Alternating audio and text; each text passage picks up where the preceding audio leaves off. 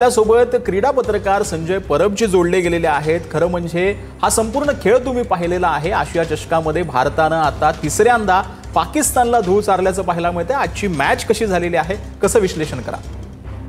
नाही, हा जो सामना आहे तो खरं तर भारताने हा सामना सहज जिंकला पाहिजे होता, पण काय आता पाकिस्तानला दोनदा धूळ चारल्यानंतर तिसऱ्यांदा जेव्हा आपल्या समोर आले तेव्हा काही टॅक्टिक्स घेऊन ते आले होते, विशेषतः बॅटिंगच्या बाबतीत। त्यांची बॅटिंग हा काही ह्याचा विषय नाहीये, म्हणजे त्यांची किती ताकद आहे हा बॅटिंग कधीच पाकिस्तानचा विषय नव्हता। त्यांची ताकद आहे ती त्यांच्या गोलंदाजीत आहे पाकिस्तानची, आणि आजही नाही कालही ती तशीच होती।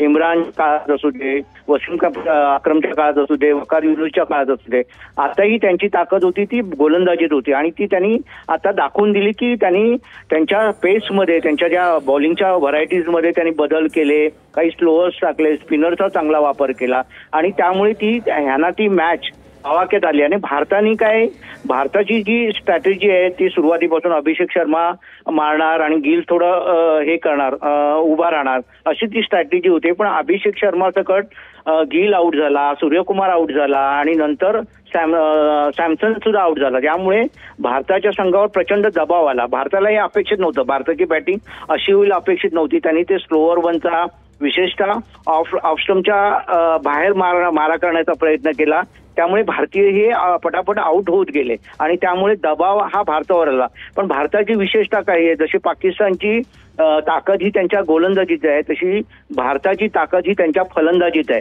आणि त्यामुळे संजू सॅमसन जरी आउट झाला तरी तिलक वर्मा एका बाजूला होता, शिवम दुबे येणार होता, विशेषतः रिंकू सिंगला त्यांनी मागे टाकून शिवम दुबेला पुढे आणला, त्याच्या उंचीचा फायदा करून घेतला, ती चाल भारताची बरोबर ठरली, आणि त्या दोघांनी जी काही पार्टनरशिप केली त्यामुळे भारताचा विजय आवाक्यात आणला। आणि तुम्ही बघत असाल की शेवटच्या टप्प्यामध्ये जेव्हा भारताला असं वाटलं की आपला विजय आवाक्यात येईल तेव्हा 3-4 षटकं बाकी होती, तेव्हा त्यांनी मारायला सुरुवात केली, आणि तो त्यांचा जो डाव होता भारताची शेवटच्या 4-5 षटकांकडे विकेट पडल्या होत्या, त्यामुळे त्यांचा तो जो हे होता प्लॅन होता तो सक्सेस विषय आला, आणि 6 फूट जवळपास 5 इंच उंच असलेल्या शिवम दुबेला रिंकू सिंगच्या पुढे पाठवण्याचा जे डावपेच होते गौतम गंभीरचे ते यशस्वी ठरले, आणि त्याचा फायदा भारताला झाला।